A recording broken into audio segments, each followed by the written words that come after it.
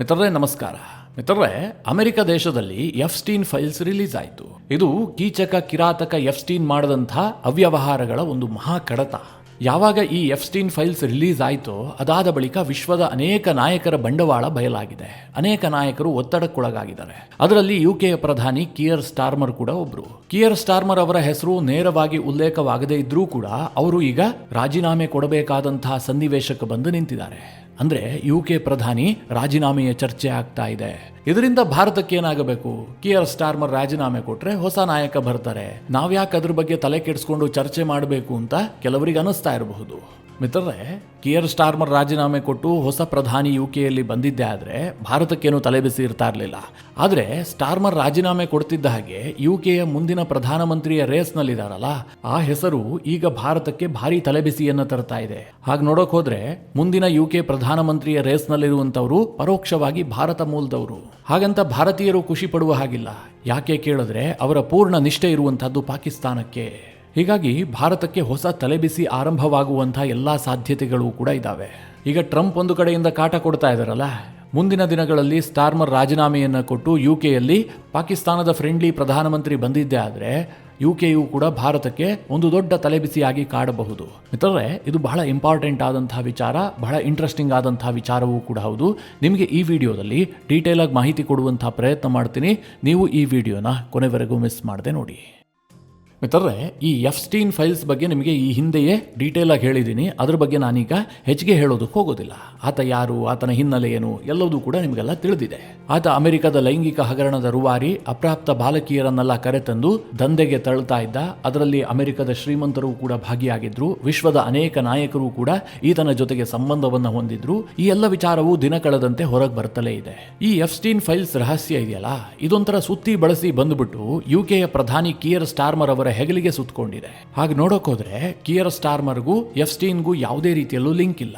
ಆದರೂ ಸಹ ಸ್ಟಾರ್ಮರ್ ರಾಜೀನಾಮೆಗೆ ಯಾಕೆ ಒತ್ತಡ ಕೇಳಿಬರ್ತಾ ಇದೆ ಕೇಳಿದ್ರೆ, ಸ್ಟಾರ್ಮರ್ ಕೈಗೊಂಡಂತಹ ಆ ಒಂದು ನಿರ್ಧಾರವೇ ಅವರಿಗೀಗ ಮುಳುವಾಗಿರುವಂತಹದ್ದು. ಅದೇನು ನೋಡೋದಾದ್ರೆ, ಪೀಟರ್ ಮ್ಯಾಂಡರ್ಸನ್, ಈತ ಯುಕೆಯ ಲೇಬರ್ ಪಕ್ಷದ ನಾಯಕ, ತುಂಬಾ ಹೆವಿ ವೈಟ್ ಪರ್ಸನ್. ಯಾವಾಗ ಸ್ಟಾರ್ಮರ್ ಅಧಿಕಾರಕ್ಕೆ ಬರ್ತಾರಲ್ಲ, ಅಂದ್ರೆ ಯುಕೆಯಲ್ಲಿ ಲೇಬರ್ ಪಕ್ಷ ಅಧಿಕಾರಕ್ಕೆ ಬರುತ್ತಲ್ಲ, ಆಗ ಸ್ಟಾರ್ಮರ್ ಒಂದು ನಿರ್ಧಾರ ಮಾಡ್ತಾರೆ. ಈ ಪೀಟರ್ ಮ್ಯಾಂಡರ್ಸನ್ ಅನ್ನ ಅಮೆರಿಕದ ರಾಯಭಾರಿಯಾಗಿ ನೇಮಕ ಮಾಡ್ತಾರೆ. ನಿಮಗೆಲ್ಲ ಗೊತ್ತು, ಅಮೆರಿಕದಲ್ಲಿ ಯುಕೆಯ ರಾಯಭಾರಿ ಅಂತಂದ್ರೆ ಅವರಿಗೆ ಸಿಕ್ಕಾಪಟ್ಟೆ ವೇಟೇಜ್ ಇರುತ್ತೆ. ಅದೊಂದು ಬಹಳ ಪ್ರಭಾವಿ ಹುದ್ದೆ. ಹೀಗಾಗಿ ಪೀಟರ್ ಮ್ಯಾಂಡರ್ಸನ್ ಅವರನ್ನ ಆ ಹುದ್ದೆಗೆ ನೇಮಕ ಮಾಡ್ತಾರೆ. ಆದರೆ ನಂತರದಲ್ಲಿ ಏನಾಗುತ್ತೆ ಗೊತ್ತಾ, ಈ ಪೀಟರ್ ಮ್ಯಾಂಡರ್ಸನ್ಗೂ ಎಫ್ಸ್ಟೀನ್ಗೂ ಲಿಂಕ್ ಇರೋದು ಬಹಿರಂಗಗೊಳ್ಳುತ್ತೆ. ಅವರ ಫೋಟೋಗಳು ರಿಲೀಸ್ ಆಗುತ್ತೆ, ವಿಡಿಯೋಗಳು ರಿಲೀಸ್ ಆಗ್ತವೆ. ಅಷ್ಟು ಮಾತ್ರ ಅಲ್ಲ, ಈ ಪೀಟರ್ ಮ್ಯಾಂಡರ್ಸನ್ ಯುಕೆಯ ಇಂಪಾರ್ಟೆಂಟ್ ಡಾಕ್ಯುಮೆಂಟ್ಗಳನ್ನು ಎಫ್ಸ್ಟೀನ್ಗೆ ವರ್ಗಾಯಿಸಿದ್ರು. ಅದಕ್ಕೆ ಪ್ರತಿಯಾಗಿ ಎಫ್ಸ್ಟೀನ್ರಿಂದ ಸಾಕಷ್ಟು ಪ್ರಮಾಣದಲ್ಲಿ ಲಂಚವನ್ನ ಕೂಡ ಪಡೆದುಕೊಂಡಿದ್ರು. ಬ್ಯಾಂಕ್ ಥ್ರೂನೇ ಈ ಎಲ್ಲ ಪೇಮೆಂಟ್ ಆಗಿತ್ತು ಅನ್ನೋದು ಕೂಡ ಬಹಿರಂಗಗೊಳ್ಳುತ್ತೆ. ಅದಾಗ್ತಿದ್ದ ಹಾಗೆ ಮ್ಯಾಂಡರ್ಸನ್ ಅರೆಸ್ಟ್ ಆಗ್ತಾರೆ, ಅವ್ರ ಮೇಲೆ ತನಿಖೆ ಆರಂಭಗೊಳ್ಳುತ್ತೆ. ಜೊತೆಗೆ ಸ್ಟಾರ್ಮರ್ ಕೂಡ ಜನರ ಮುಂದೆ ಬಂದು ಕ್ಷಮೆ ಕೇಳ್ತಾರೆ. ನನಗೆ ಈ ಪೀಟರ್ ಮ್ಯಾಂಡರ್ಸನ್ಗೂ ಎಫ್ಸ್ಟೀನ್ಗೂ ಲಿಂಕ್ ಇರುವಂತಹ ವಿಚಾರವೇ ತಿಳಿದಿರಲಿಲ್ಲ. ಸ್ವಲ್ಪ ವಿಚಾರ ಅನಂತರ ಗೊತ್ತಾಯಿತು, ಆದರೆ ಅದರ ತೀವ್ರತೆ ಇಷ್ಟಿದೆ ಅಂತ ನನಗೆ ಅರಿವಿಗೆ ಬಂದಿರಲಿಲ್ಲ. ಹೀಗಾಗಿ ನಾನು ದೇಶದ ಜನರ ಕ್ಷಮೆ ಕೇಳ್ತಾ ಇದ್ದೀನಿ ಹೀಗಂತ ಸ್ಟಾರ್ಮರ್ ಅವರು ಬಹಿರಂಗವಾಗಿ ಕ್ಷಮೆ ಯಾಚಿಸ್ತಾರೆ. ನನಗನ್ಸುತ್ತೆ ಒಂದು ರೀತಿಯಲ್ಲಿ ನೈತಿಕವಾಗಿ ಸ್ಟಾರ್ಮರ್ ಬಹಳ ದೊಡ್ಡ ಹೆಜ್ಜೆಯನ್ನೇ ಇಟ್ಟಿದ್ರು. ಈಗ ಮಿತ್ರರೇ, ಸ್ಟಾರ್ಮರ್ ನೇಮಕ ಮಾಡಿದ ತಕ್ಷಣ ಸ್ಟಾರ್ಮರ್ ಏನು ಆ ಹಗರಣದಲ್ಲಿ ಭಾಗಿಯಾದಂತಲ್ಲ. ಯಾವುದೋ ಒಬ್ಬ ವ್ಯಕ್ತಿ ಕದ್ದು ಮುಚ್ಚಿ ಮಾಡಿದಂತಹ ಕೆಟ್ಟ ಕೆಲಸ ಒಬ್ಬ ಪ್ರಧಾನಿ ಆದಂಥವನಿಗೆ ತಿಳಿದಿರಬೇಕು ಅಂತೇನಿಲ್ಲ. ಒಂದು ವೇಳೆ ಈ ವಿಚಾರ ಹೊರಬಂದ ಬಳಿಕವೂ ಕೂಡ ಪೀಟರ್ ಮ್ಯಾಂಡರ್ಸನ್ ಅವರನ್ನ ರಕ್ಷಿಸುವಂತಹ ಕೆಲಸಕ್ಕೆ ಸ್ಟಾರ್ಮರ್ ಕೈ ಹಾಕಿದ್ದೆ ಆದರೆ ಆಗ ಸ್ಟಾರ್ಮರ್ ಅಪರಾಧಿ ಸ್ಥಾನದಲ್ಲಿ ನಿಲ್ಬೇಕಾಗಿತ್ತು. ಆದರೆ ಸ್ಟಾರ್ಮರ್ ಹಾಗೆ ಮಾಡಲಿಲ್ಲ. ಅವರು ನೈತಿಕತೆಯನ್ನು ಪ್ರದರ್ಶನ ಮಾಡಿ ಕ್ಷಮೆಯನ್ನು ಕೂಡ ಕೇಳಿದ್ದಾರೆ. ಇಷ್ಟಕ್ಕೆ ಸುಮ್ಮನಾಗದಂತಹ ಸ್ಟಾರ್ಮರ್ ಒಂದು ಹೆಜ್ಜೆ ಮುಂದೆ ಹೋಗಿ ಇನ್ನೂ ಒಂದು ತೀರ್ಮಾನವನ್ನು ಕೈಗೊಳ್ತಾರೆ. ಅದೇನು ಕೇಳಿದ್ರೆ, ಈ ಪೀಟರ್ ಮ್ಯಾಂಡರ್ಸನ್ ಅವರನ್ನ ರಾಯಭಾರ ಹುದ್ದೆಗೆ ನೇಮಕ ಮಾಡೋದಕ್ಕೆ ಶಿಫಾರಸು ಮಾಡದಂತಹ ಇಬ್ಬರು ಪ್ರಮುಖ ಆಪ್ತರನ್ನೇ ವಜಾ ಮಾಡ್ತಾರೆ.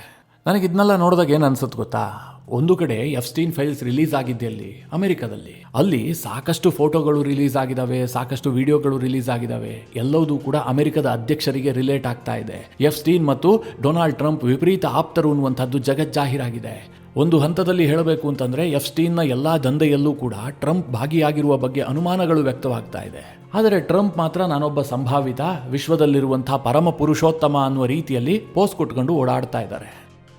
ಇನ್ನೊಂದು ಕಡೆ ಯುಕೆಯಲ್ಲಿ ನೋಡಿ, ಅಲ್ಲಿನ ಪ್ರಧಾನಿಗೂ ಇದಕ್ಕೂ ಸಂಬಂಧವೇ ಇಲ್ಲ. ಆದರೂ ಕೂಡ ಈ ಎಫ್ಸ್ಟೀನ್ ಫೈಲ್ಸ್ ವಿಚಾರ ಯುಕೆಯ ಪ್ರಧಾನಿಯ ರಾಜೀನಾಮೆವರೆಗೂ ಕೂಡ ವಿಚಾರ ಬಂದು ನಿಂತಿದೆ. ಇನ್ನೊಂದು ಕಡೆ ಯುಕೆಯಲ್ಲಿ ಪ್ರಧಾನಿ ಇಷ್ಟೆಲ್ಲ ನೈತಿಕತೆಯನ್ನು ಪ್ರದರ್ಶನ ಮಾಡ್ತಾ ಇದ್ರೂ ಕೂಡ ಅವರದೇ ಆದಂತಹ ಲೇಬರ್ ಪಾರ್ಟಿ ಇದಕ್ಕೆ ಸುಮ್ಮನಾಗ್ತಾ ಇಲ್ಲ. ಒಂದು ಕಡೆ ಕನ್ಸರ್ವೇಟಿವ್ ಪಾರ್ಟಿಯವರು ಡಿಮ್ಯಾಂಡ್ ಮಾಡ್ತಾ ಇದ್ದಾರೆ ಯುಕೆ ಪ್ರಧಾನಿ ನೈತಿಕ ಹೊಣೆ ಹೊತ್ತು ರಾಜೀನಾಮೆ ಕೊಡಬೇಕು ಅಂತ. ಓಕೆ, ವಿಪಕ್ಷಗಳು ಡಿಮ್ಯಾಂಡ್ ಮಾಡೋದು ಸಹಜ. ಆದ್ರೆ ಸ್ಟಾರ್ಮರ್ ಅವರ ಲೇಬರ್ ಪಕ್ಷದ ಎಂಪಿಗಳು, ದೊಡ್ಡ ದೊಡ್ಡ ನಾಯಕರುಗಳೇ ಈಗ ಸ್ಟಾರ್ಮರ್ ರಾಜೀನಾಮೆ ಕೊಡಬೇಕು ಅಂತ ಒತ್ತಾಯ ಮಾಡ್ತಾ ಇದ್ದಾರೆ. ಇದು ಯುಕೆಯಲ್ಲಿ ಭಾರಿ ರಾಜಕೀಯ ಸಂಚಲನಕ್ಕೆ ಕಾರಣ ಆಗಿದೆ. ಸದ್ಯ ಲೇಬರ್ ಪಾರ್ಟಿಗೆ ಬಹಳ ದೊಡ್ಡ ಚಾಲೆಂಜ್ಗಳಿದ್ದಾವೆ. ಅದೇನು ಕೇಳಿದ್ರೆ, ಇದೇ ತಿಂಗಳ ಕೊನೆಯಲ್ಲಿ ಯುಕೆಯಲ್ಲಿ ಬೈ ಎಲೆಕ್ಷನ್ ಬರ್ತಾ ಇದೆ. ಅದು ವೆರಿ ಇಂಪಾರ್ಟೆಂಟ್ ಎಲೆಕ್ಷನ್ಗಳು. ಹಾಗೆ ಮೇ ತಿಂಗಳಿನಲ್ಲಿ ಸ್ಕಾಟ್ಲ್ಯಾಂಡ್ ಮತ್ತು ವೇಲ್ಸ್ನ ಚುನಾವಣೆಗಳು ಕೂಡ ಇದ್ದಾವೆ. ಹೀಗಾಗಿ ಲೇಬರ್ ಪಕ್ಷವೂ ಕೂಡ ಬಹಳ ಒತ್ತಡದಲ್ಲಿದೆ. ಈಗ ಮಾಧ್ಯಮಗಳಲ್ಲಿ ಏನ್ ಚರ್ಚೆ ಆಗ್ತಾ ಇದೆ ಕೇಳಿದ್ರೆ, ಒಂದು ವೇಳೆ ಸ್ಟಾರ್ಮರ್ ಏನಾದರೂ ರಾಜೀನಾಮೆ ಕೊಟ್ಟಿದ್ದೆ ಆದ್ರೆ ಅವರ ಪರಮಾಪ್ತ ನಾಯಕಿಯಾಗಿರುವಂತಹ ಶಬಾನಾ ಮೆಹಮೂದ್ ಮುಂದಿನ ಯುಕೆಯ ಪ್ರಧಾನಿ ಆಗಬಹುದು ಅಂತ. ಇದು ಮಿತ್ರರೇ ಭಾರತಕ್ಕೆ ನಿಜವಾದಂತಹ ತಲೆಬಿಸಿಯ ವಿಚಾರ. ಯಾಕೆ ತಲೆಬಿಸಿ ಮಾಡ್ಕೊಳ್ಬೇಕು? ಯುಕೆಯಲ್ಲಿ ಪ್ರಧಾನಿ ಯಾರಾದ್ರೆ ನಮಗೇನಂತೆ ಅಂತ ನಾವು ಯೋಚನೆ ಮಾಡುವ ಹಾಗಿಲ್ಲ. ಈ ಶಬಾನಾ ಮೆಹಮೂದ್ ಇದ್ದಾಳಲ್ಲ, ಈಕೆಯ ಮೂಲ ಪಾಕ್ ಆಕ್ಯುಪೈಡ್ ಕಾಶ್ಮೀರ. ಟೆಕ್ನಿಕಲಿ ಹೇಳಬೇಕು ಅಂತಂದ್ರೆ ಶಬಾನಾ ಮೆಹಮೂದ್ನ ಮೂಲ ಭಾರತವೇ ಆಗತ್ತೆ. ಅದಕ್ಕೆ ಕಾರಣ ಏನು ಕೇಳಿದ್ರೆ, POKಯನ್ನು ಭಾರತ ನಮ್ಮದು ಅಂತ ನಾವು ಕ್ಲೈಮ್ ಮಾಡ್ತೀವಿ ತಾನೆ. ನಾವು ಯಾವತ್ತಾದ್ರೂ POKಯನ್ನು ಪಾಕಿಸ್ತಾನಕ್ಕೆ ಸೇರಿದ್ದು ಅಂತ ಹೇಳ್ತೀವಾ? ಆದರೆ ಶಬಾನಾ ಮೆಹಮೂದ್ ನಿಷ್ಠೆ ಮಾತ್ರ ಪಾಕಿಸ್ತಾನಕ್ಕಿರೋದು. ಬಹಳ ಹಿಂದೆಯೇ ಈಕೆಯ ಪೂರ್ವಿಕರು POKಯನ್ನು ಬಿಟ್ಟು ಲಂಡನ್ಗೆ ವಲಸೆ ಹೋಗಿರ್ತಾರೆ. ಅಲ್ಲೇ ವಾಸ ಮಾಡಿ ಅಲ್ಲಿನ ಸಿಟಿಸನ್ಸ್ ಆಗಿರ್ತಾರೆ. ಹೀಗಾಗಿ ಶಬಾನಾ ಮೆಹಮೂದ್ ಹುಟ್ಟಿದ್ದು ಬೆಳೆದಿದ್ದು ಎಲ್ಲದೂ ಕೂಡ ಲಂಡನ್ನಲ್ಲೇ. 2010ರಿಂದಲೂ ಕೂಡ ಈಕೆ ಯುಕೆಯಲ್ಲಿ ಲೇಬರ್ ಪಕ್ಷದ MP ಆಗಿ ಸೆಲೆಕ್ಟ್ ಆಗ್ತಾ ಇದ್ದಾಳೆ. ಕಿಯರ್ ಸ್ಟಾರ್ಮರ್ 2025ರ ಸೆಪ್ಟೆಂಬರ್ನಲ್ಲಿ ಶಬಾನಾ ಮೆಹಮೂದ್ರನ್ನ ತಮ್ಮ ಹೋಮ್ ಸೆಕ್ರೆಟರಿ ಆಗಿ ನೇಮಕ ಮಾಡಿಕೊಂಡಿದ್ದಾರೆ. ಅಂದ್ರೆ ನಮ್ಮ ದೇಶದಲ್ಲಿ ಅಮಿತ್ ಶಾ ಯಾವ ಕೆಲಸ ಮಾಡ್ತಾ ಇದ್ದಾರಲ್ಲ ಹೋಮ್ ಮಿನಿಸ್ಟರ್ ಆಗಿ, ಅದೇ ಕೆಲಸವನ್ನ ಯುಕೆಯಲ್ಲಿ ಮಾಡುವಂತಹದ್ದು ಈ ಶಬಾನಾ ಮೆಹಮೂದ್. ಮಿತ್ರರೇ, ಈಕೆ ಕೇವಲ POK ಮೂಲದವಳು, ಜೊತೆಗೆ ಒಬ್ಬ ಮುಸ್ಲಿಂ ಮಹಿಳೆ ಅಂದ ಮಾತ್ರಕ್ಕೆ ಭಾರತದವರೇನು ತಲೆಬಿಸಿ ಮಾಡ್ಕೊಳ್ಬೇಕಾಗಿರ್ಲಿಲ್ಲ. ಈ ಶಬಾನಾಳ ಟ್ರ್ಯಾಕ್ ರೆಕಾರ್ಡ್ ಇದೆಯಲ್ಲ, ಇದೇ ಭಾರತಕ್ಕೀಗ ತಲೆಬಿಸಿ ಮಾಡಿರೋದು. ಮೊದಲಿನಿಂದಲೂ ಕೂಡ ಈಕೆ ಪಾಕಿಸ್ತಾನವನ್ನು ಬೆಂಬಲಿಸುವಂತಹ ನಾಯಕಿ. ಅದನ್ನು ಓಪನ್ ಆಗಿ ತೋರಿಸ್ಕೊಂಡಿದ್ದಾಳೆ ಕೂಡ. 2019ರಲ್ಲಿ ಭಾರತ ಸರ್ಕಾರ ಜಮ್ಮು ಕಾಶ್ಮೀರದ ವಿಚಾರದಲ್ಲಿ ಆರ್ಟಿಕಲ್ 370 ರದ್ದು ಮಾಡುತ್ತೆ. ಮಿತ್ರರೇ, ಇದಕ್ಕೂ ಇಂಗ್ಲೆಂಡ್ಗೂ ಯಾವುದೇ ರೀತಿಯಲ್ಲೂ ಸಂಬಂಧ ಇಲ್ಲ. ಇದು ಟೋಟಲಿ ಭಾರತದ ಆಂತರಿಕ ವಿಚಾರ ಆಗಿತ್ತು. ಆರ್ಟಿಕಲ್ 370 ಕೊಟ್ಟಿದ್ದು ಭಾರತದ ಸಂವಿಧಾನ, ಅದನ್ನು ರದ್ದು ಮಾಡಿದ್ದು ಭಾರತದ ಸರ್ಕಾರ. ಇದಕ್ಕೂ ಯುಕೆಗೂ ಏನು ಸಂಬಂಧ? ಆದರೂ ಸಹ 2019ರಲ್ಲಿ ಲಂಡನ್ನಲ್ಲಿರುವಂತಹ ಭಾರತೀಯ ಹೈಕಮಿಷನರ್ ಕಚೇರಿ ಎದುರುಗಡೆ ಒಂದು ದೊಡ್ಡದಾದಂತಹ ಪ್ರತಿಭಟನೆ ಆಗತ್ತೆ. ಆ ಪ್ರತಿಭಟನೆಯಲ್ಲಿ ಮುಖ್ಯವಾಗಿ ಭಾಗಿಯಾಗಿದ್ದು ಇದೇ ಶಬಾನಾ ಮೆಹಮೂದ್. ಓರ್ವ ಲೇಬರ್ ಪಕ್ಷದ MP ಆಗಿಯೂ ಕೂಡ ಆ ಪ್ರತಿಭಟನೆಯಲ್ಲಿ ಈ ಶಬಾನಾ ಮೆಹಮೂದ್ ಭಾಗಿಯಾಗಿದ್ಲು. ಹಾಗೆ ಈಕೆ ಯಾವತ್ತೂ ಕೂಡ ಜಮ್ಮು ಕಾಶ್ಮೀರವನ್ನ ಭಾರತದ ಅವಿಭಾಜ್ಯ ಅಂಗ ಅಂತ ಒಪ್ಕೊಳ್ಳೋದೇ ಇಲ್ಲ. ಈಕೆ ಅನೇಕ ಬಾರಿ ಕಾಶ್ಮೀರವನ್ನ ಉಲ್ಲೇಖ ಮಾಡುವಂತಹ ಸಂದರ್ಭದಲ್ಲಿ ಇಂಡಿಯನ್ ಆಕ್ಯುಪೈಡ್ ಕಾಶ್ಮೀರ ಅಂತಲೇ ಉಲ್ಲೇಖ ಮಾಡ್ತಾಳೆ. ಹಾಗೆ ಜಮ್ಮು ಕಾಶ್ಮೀರ ವಿಚಾರದಲ್ಲಿ 3ನೇ ದೇಶದ ಮಧ್ಯಸ್ಥಿಕೆ ಆಗಬೇಕು ಅಂತ ಈಕೆ ವಾದ ಮಂಡಿಸಿದ್ಲು. ಇದೆಲ್ಲದರ ಅರ್ಥ ಏನು? ಈಕೆ ಟೋಟಲ್ ಆಗಿ ಪಾಕಿಸ್ತಾನದ ಪರವಾಗಿದ್ದಾಳೆ. ಇಂತಹ ಓರ್ವ ಮತಿಗೇಡಿಗೆ ಯುಕೆಯ ಅಧಿಕಾರ ಸಿಕ್ಕಿದ್ದೆ ಆದ್ರೆ ಪರಿಸ್ಥಿತಿ ಏನಾಗಬಹುದು? ಆಕೆ ಭಾರತಕ್ಕೆ ಯಾವ ರೀತಿಯಾಗಿ ತಲೆಬಿಸಿಯಾಗಿ ಪರಿಣಮಿಸಬಹುದು ಅಂತ ನೀವೇ ಯೋಚನೆ ಮಾಡಿ. ಇದನ್ನೆಲ್ಲ ಹೇಳದಂತಹ ಸಂದರ್ಭದಲ್ಲಿ ಕೆಲವರಿಗೆ ಸಹಜವಾಗಿ ಒಂದು ಪ್ರಶ್ನೆ ಬಂದೇ ಬರುತ್ತೆ. ಶಬಾನಾ ಮೆಹಮೂದ್ ಯುಕೆಯ ಪ್ರಧಾನಿ ಆದ್ರೆ ಆಕೆ ಭಾರತಕ್ಕೆ ಹೇಗೆ ತಲೆಬಿಸಿ ಮಾಡೋದಕ್ಕೆ ಸಾಧ್ಯ? ಭಾರತಕ್ಕೆ ಏನು ತೊಂದರೆ ಮಾಡುವಂತಹ ಶಕ್ತಿ ಅವಳಿಗಿರುತ್ತೆ ಅಂತ. ನೇರವಾಗಿ ಆಕೆ ಭಾರತಕ್ಕೆ ಒಂದು ಹುಲ್ಲು ಕಡ್ಡಿಯಷ್ಟು ತೊಂದರೆ ಮಾಡೋದಕ್ಕೆ ಸಾಧ್ಯ ಇಲ್ಲ. ಆದರೆ ಪರೋಕ್ಷವಾಗಿ ಭಾರತಕ್ಕೆ ಒಂದಷ್ಟು ಸಮಸ್ಯೆಯನ್ನು ತಂದಿಡಬಹುದು. ನಿಮಗೆಲ್ಲ ಗೊತ್ತೇ ಇದೆ, ಯುಕೆಯಲ್ಲಿ ಬಹಳ ದೊಡ್ಡ ಮಟ್ಟದಲ್ಲಿ ಖಲಿಸ್ತಾನಿಗಳು ಆಕ್ಟಿವ್ ಆಗಿದ್ದಾರೆ. ಅಂತಹ ದೇಶ ವಿರೋಧಿ ಖಲಿಸ್ತಾನಿಗಳಿಗೆ ಈಕೆ ಬೆಂಬಲ ಕೊಡಬಹುದು. ಸದ್ಯ ಭಾರತ ಅನೇಕ ವರ್ಷಗಳಿಂದ ನಿರಂತರ ಪ್ರಯತ್ನ ಮಾಡಿ ಯುಕೆ ಸರ್ಕಾರದ ಮನವೊಲಿಸಿ ಅಲ್ಲಿ ಖಲಿಸ್ತಾನಿಗಳನ್ನು ಮಟ್ಟ ಹಾಕೋದಕ್ಕೆ ಅನೇಕ ಕ್ರಮಗಳನ್ನು ಕೈಗೊಂಡಿದೆ. ಆ ಖಲಿಸ್ತಾನಿ ಕ್ರಿಮಿಗಳು ಸದ್ಯ ಸ್ವಲ್ಪ ತಣ್ಣಗಿದ್ದಾವೆ. ಹೀಗಿರುವಾಗ ಈ ಪ್ರೋ ಪಾಕಿಸ್ತಾನಿ ಅಲ್ಲಿ ಅಧಿಕಾರಕ್ಕೆ ಬಂದಿದ್ದೆ ಆದ್ರೆ ಮತ್ತೆ ಈ ಖಲಿಸ್ತಾನಿಗಳು ಇಂಗ್ಲೆಂಡ್ನಲ್ಲಿ ಚಿಗಿತುಕೊಳ್ಳಬಹುದು. ಹಾಗೆ ದೊಡ್ಡ ಪ್ರಮಾಣದಲ್ಲಿ ಭಾರತೀಯರು ಕೂಡ ಇಂಗ್ಲೆಂಡ್ನಲ್ಲಿ ವಾಸ ಮಾಡ್ತಾ ಇದ್ದಾರೆ. ಅವರ ಸುರಕ್ಷತೆಗೂ ಕೂಡ ಸಮಸ್ಯೆಗಳು ಎದುರಾಗೋದಕ್ಕೆ ಶುರುವಾಗಬಹುದು. ಯಾವುದನ್ನು ನೀವು ತಳ್ಳಿ ಹಾಕೋದಕ್ಕೆ ಸಾಧ್ಯ ಇಲ್ಲ. ಪಾಕಿಸ್ತಾನಕ್ಕೆ ಇನ್ನಷ್ಟು ಯುಕೆಯಿಂದ ಬೆಂಬಲ ಸಿಗೋದಕ್ಕೆ ಶುರುವಾದರೆ ಪಾಕಿಸ್ತಾನವೂ ಕೂಡ ಇನ್ನಷ್ಟು ಹಾರಾಡುತ್ತೆ. ಒಂದು ವೇಳೆ ಶಬಾನಾ ಮೆಹಮೂದ್ ಯುಕೆಯಲ್ಲಿ ಅಧಿಕಾರಕ್ಕೆ ಬಂದಿದ್ದೇ ಆದರೆ ಇದು ಭಾರತಕ್ಕೆ ರಾಜತಾಂತ್ರಿಕ ಹಿನ್ನಡೆಗೆ. ಆದರೆ ಅಷ್ಟು ಸುಲಭ ಇಲ್ಲ ಆಕೆ ಅಧಿಕಾರಕ್ಕೆ ಬರೋದು. ಅದಕ್ಕೆ ಅನೇಕ ಕಾರಣಗಳಿದ್ದಾವೆ. ಮೊದಲನೇದಾಗಿ ಯುಕೆಯಲ್ಲಿ ಈಗಾಗಲೇ ವಲಸಿಗರ ಸಮಸ್ಯೆ ವಿಪರೀತವಾಗಿ ಜಾಸ್ತಿ ಇದೆ. ಈ ಯುಕೆ ಇದೆಯಲ್ಲ, ಇಡೀ ವಿಶ್ವಕ್ಕೆ ಸೋ ಕಾಲ್ಡ್ ಜಾತ್ಯತೀತತೆಯನ್ನ ಪ್ರತಿಪಾದಿಸಿದಂತಹ ದೇಶ. ನಮ್ಮಲ್ಲಿ ಧರ್ಮ ನಿರಪೇಕ್ಷವಾದಂತಹ ಆಡಳಿತ ವ್ಯವಸ್ಥೆ ಇದೆ ಅಂತ ಅವರೇ ಕೊಚ್ಚಿಕೊಳ್ತಾರೆ.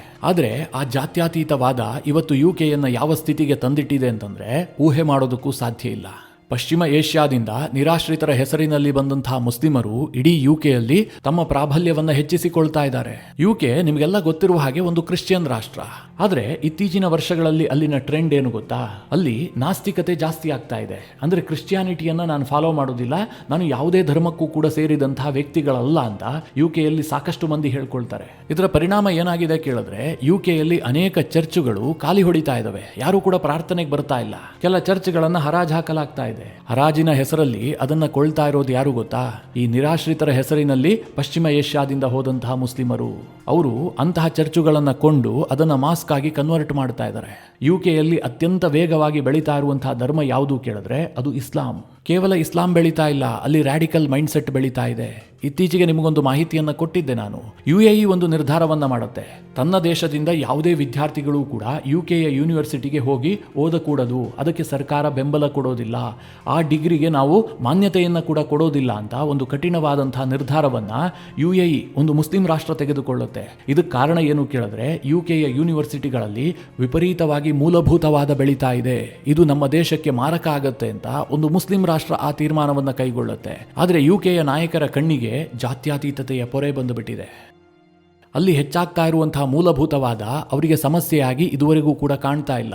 ಈಗ ನೀವೇ ಯೋಚನೆ ಮಾಡಿ, ಶಾಬಾನಾ ಮೆಹಮೂದ್ ಏನಾದರೂ UK ಪ್ರಧಾನಿ ಆಗಿದ್ದೇ ಆದರೆ ಈಕೆ UK ಮೊಟ್ಟ ಮೊದಲ ಮುಸ್ಲಿಂ ಪ್ರಧಾನಮಂತ್ರಿ ಎನ್ನುವಂಥ ಖ್ಯಾತಿ ಗಳಿಸ್ತಾಳೆ.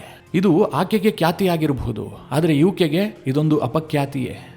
ಮಿತ್ರರೇ, ಇದೆಲ್ಲ ಬೆಳವಣಿಗೆಗಳಿಗೆ UK ಇಂದಲ್ಲ ನಾಳೆ ಬಹಳ ದೊಡ್ಡ ಮಟ್ಟದಲ್ಲಿ ಬೆಲೆ ತೆರುತ್ತೆ. ಯಾಕೆಂದ್ರೆ ಈಗಾಗಲೇ ಅವರ ಪಾಪದ ಗಂಟಿದೆಯಲ್ಲ, ಅದು ಸಾಕಷ್ಟಿದೆ. ಇವತ್ತು ವಿಶ್ವದ ಅನೇಕ ಸಮಸ್ಯೆಗಳಿಗೆ ಅವರೇ ಕಾರಣ.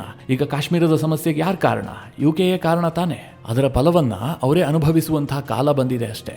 ಈ ಎಲ್ಲ ವಿಚಾರಗಳ ಕುರಿತಾಗಿ ನಿಮ್ಮ ಅನಿಸಿಕೆ ಅಭಿಪ್ರಾಯಗಳೇನು ಕಮೆಂಟ್ ಮಾಡುವ ಮೂಲಕ ನಮಗೆ ತಿಳಿಸಿ. ಹಾಗೆ ನಿಮಗೆ ಈ ವಿಡಿಯೋ ಇಷ್ಟವಾದರೆ ಲೈಕ್ ಮಾಡಿ, ಜೊತೆಗೆ ನೀವಿನ್ನೂ ನಿಮ್ಮ ನೆಚ್ಚಿನ ಸಂಸ್ಕಾರ ಸೌರಭ ಯೂಟ್ಯೂಬ್ ಚಾನಲ್ನ ಸಬ್ಸ್ಕ್ರೈಬ್ ಮಾಡಿಲ್ಲ ಅಂತಾದರೆ ಈ ಕೂಡಲೇ ಸಬ್ಸ್ಕ್ರೈಬ್ ಮಾಡಿ, ಮುಂದಿನ ಎಲ್ಲ ಅಪ್ಡೇಟ್ಗಳ ನೋಟಿಫಿಕೇಷನ್ಗಾಗಿ ಬೆಲ್ ಐಕಾನ್ ಒತ್ತಿ.